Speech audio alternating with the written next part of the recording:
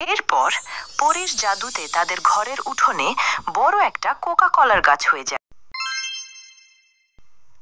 ওমা, তুমি বোনকে নিয়ে কোথায় যাচ্ছ? আমাকেও কি তোমাদের সাথে নিয়ে যাবে?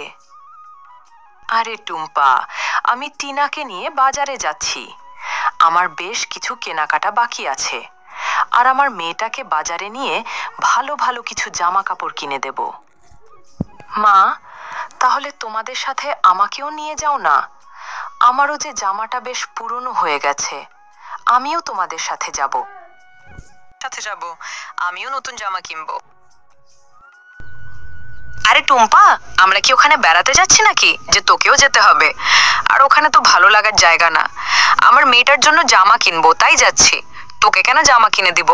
অনেক জামা কিনে দিয়েছি, ওগুলোই পরবি। কই মা, আমার তো জামা সব পুরনো হয়ে গেছে।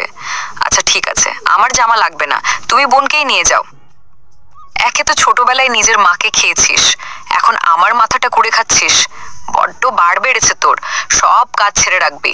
আর হ্যাঁ, রান্না করতে ভুলিস না যেন আমার।